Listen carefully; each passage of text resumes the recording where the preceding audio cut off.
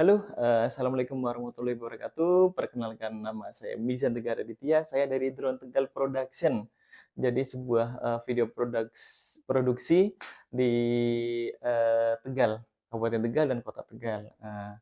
Dan saya di video pertama kali ini nih, video pertama kali ini saya akan menerangkan, enggak, share pengalaman saya menggunakan Digi Mini 3 yang basic ya. Ini Digi Mini 3 yang basic.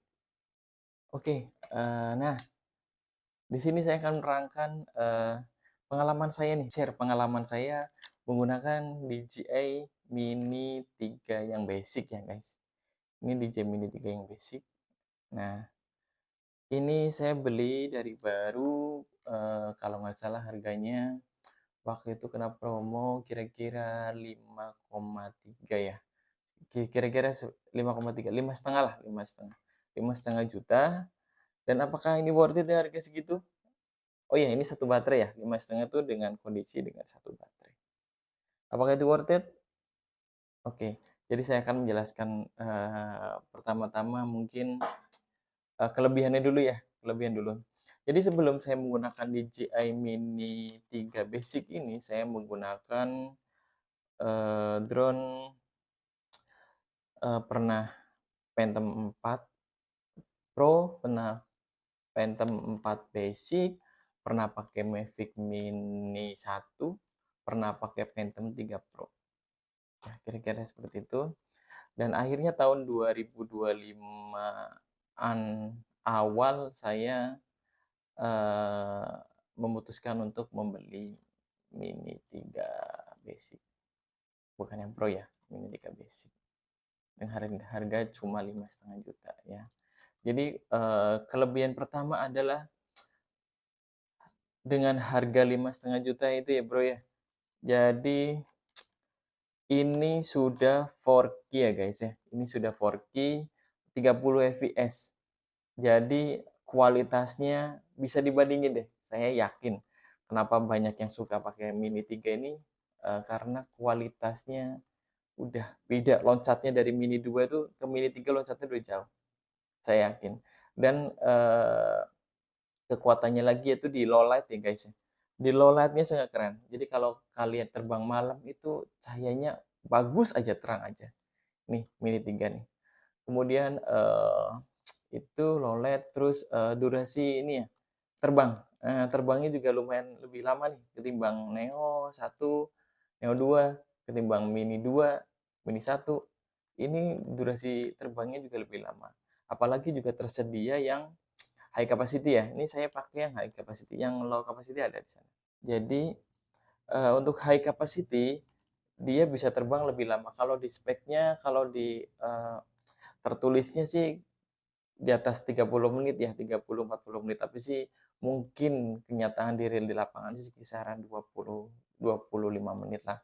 Karena memang seharusnya ketika drone itu jangan sampai kalian mempush drone kalian sampai di bawah 10%. Jadi saya biasanya sampai 20%, 15% udah mentok banget. Udah pasti landing. Gitu. Jadi jangan biasakan mengepush power karena sangat bahaya guys, sangat bahaya. Jadi kalau bisa sisakan 20%, 50% untuk full. Gitu ya ketika terbang. Oke, kelebihannya yang selanjutnya adalah ini drone-nya ringkas guys, ringkas banget. Jadi saya tidak perlu bawa tas yang gede. Saya dulu pernah pakai Phantom 4 Pro, Phantom 4, Phantom 3 Pro. Waduh, tuh tasnya saya bawa gede banget. Jadi saya bawa tas Phantom 3 Pro tuh gede banget guys, pakai ransel gitu. Sekarang pakai Mini 3 ini, aduh, jadi tinggal saya selipin, dimasukin ke tas kamera saya. Kemudian kebetulan saya juga videographer juga, jadi biasanya saya masukin drone Mini 3 ini ke tas kamera saya, tinggal dimasukin aja karena kecil ya guys. Dengan remote ini simple banget. Dan yang paling saya suka adalah sebelumnya saya pakai kabel eksternal, maksudnya sering kadang ketinggalan ya kabel USB-nya. Jadi kalau waktu dulu yang user Phantom 4, mungkin Phantom 4 Pro, Phantom 3 atau yang lainnya tuh kadang sering kabel datanya sering ketinggalan.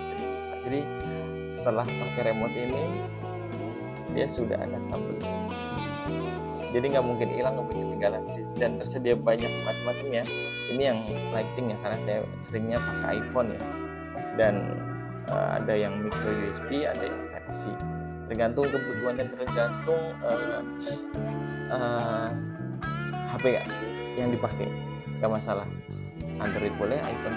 Cuma pengalaman saya nih, saya lebih suka pakai iPhone ya guys, karena processing dan kecepatan ketika begitu start langsung masuk ke aplikasi itu kenceng banget. Pakai iPhone lebih kenceng timbang pakai Android ya guys. Mungkin Android apa dulu ya, tapi saya rasanya pakai iPhone lebih kenceng aja, mungkin seperti itu. Mungkin yang lain mungkin beda, tapi kalau saya cenderung memang Mini 3 ini cocok buat HP iPhone-nya. Dan kebetulan juga DJI Fly kalau di Android udah nggak ada ya guys, harus download langsung secara terpisah. Kalau di iPhone kan di App Store masih ada DJI Fly buat aplikasinya. Jadi oke banget lah gitu, update-nya terus. Oke, kelebihannya tadi request ya kan guys, gambarnya bagus, dan paling pamungkas nih dari Mini 3 adalah kameranya guys, bisa portrait. Kameranya bisa switch portrait guys, ini tanpa cropping ya guys, jadi bisa dipastikan kualitasnya luar biasa. 4K portrait 30 fps, mantap. Jadi kenapa banyak konten kreator yang susah berpaling dari Mini 3 dengan harga segitu ya, harga segitu, karena memang hasilnya luar biasa, keren. Jadi tanpa di color grading pun memang dia tanpa nggak ada ini ya, nggak ada di lock ya, karena dia nggak ada di lock. Jadi tanpa color grading pun hasilnya sudah oke guys, hasil naturalnya sudah keren. Di setting auto aja udah keren. Paling keren nih bagian portrait. Oke, kemudian kelebihannya oke udah sih, paling ini ada nih remote biasa. Nah, sini ada mode sport, ada mode normal, ada mode sini. Kalau Anda pengen terbang smooth di sini, kalau pengen terbang kencang pakai sport ya kan, kalau pengen terbang normal aja. Dan hati-hati kalau pengguna ya remote ini joysticknya di sini ya guys, jangan sampai hilang guys. Seringnya ada teman-teman banyak di sini, nah di sini terus ya, jangan sampai hilang ya guys. Enak sih, ini remote juga enak. Dan oh iya, dan yang kelebihan yang berikutnya adalah sinyalnya guys. Ini sinyalnya keren. Ini sinyalnya menurut saya sangat terbiasa dengan drone jadul ya kalau dulu. Begitu saya pakai Mini 3 ini udah pakai sistem O3 kalau nggak salah. Di drone itu ada sistem O3, O4, O2 gitu. Dan kalau Mini 3 udah pakai sistem O3. Jadi saya merasa nyaman dengan drone ini karena jarang banget loss sinyal. Bahkan deket tower, muterin tower aja masih sinyalnya masih oke. Biasa saya pakai Phantom 3, Phantom 3 Pro, Phantom 4. Oh, waduh, kalau udah deket-deket sinyal tower itu udah tower itu mah udah hancur deh, sinyal udah berantakan. Mavic Pro juga, Mini 1 apalagi pun. Kalau bagi Mini 1 udah kalau cemas deh masalah sinyal, kita pergi ke tower dan intervensi sinyal. Keren sih ini Mini 3. Kemudian tadi sudah saya sebutkan beberapa kelebihannya dia. Jadi saya nggak adil ya, saya harus juga menyebutkan kekurangannya. Jadi kekurangan yang pertama ya untuk fisik pembeliannya adalah, jadi dia tidak ada fan-nya guys, tidak ada kipas. Oke ya, beda kayak Phantom 3 Pro atau Phantom 4 atau yang drone yang lain yang ada kipasnya. Itu mungkin kalau standby itu agak tidak was-was ya, tidak was-was, biasa aja. Tapi kalau kayak drone kecil kayak gini, mini 1, mini 2, mini 3, memang yang drone kecil tanpa kipas itu pasti was-was. Karena apa? Karena dia kalau tidak terbang dan posisinya nyala ya guys, ini bisa overheat lah guys. Ini bisa overheat, panas ya, karena tidak ada kipasnya. Jadi pastikan ketika standby dia ada sirkulasi angin yang meniup dia. Didekatkan kipas angin atau apalah di luar atau di dekat angin supaya dia tidak panas ketika posisi standby nyala ya guys ya. Jadi saya sering banget itu kejadian, misalnya saya di suatu kerjaan saya harus men-standby-kan dia karena ketika dimatikan dinyalakan lagi dia butuh waktu, jadi saya harus standby. Saya sering angin-angin, saya sering tiup-tiup di sini supaya tidak panas, karena memang bisa panas kalau standby terlalu lama guys. Kecuali terbang, kalau terbang lama oke, tapi kalau tidak terbang, stay di bawah atau lagi menunggu, itu hati-hati ya guys. Jangan dibiarkan dia terlalu lama standby, bisa overheat nanti. Apalagi kalau misalnya lagi upgrade nih, software nih, kalau bisa dideketin untuk dipasangin ya supaya dia ada. Jadi mainboard yang di sini itu bisa lebih adem gitu ya guys ya. Oke, terus kemudian kekurangan yang kedua adalah, entah ini yang ngerasain saya atau yang lainnya juga ngerasain ya. Jadi kalau Mini 3 ini saya pakai Phantom masih agak oleng, Phantom 4 masih oke agak lurus, Phantom 3 Pro dia agak kadang sedikit oleng. Kalau Mini 152 saya sukanya adalah Mini 152 kalau dia drone-nya lurus, ketika kita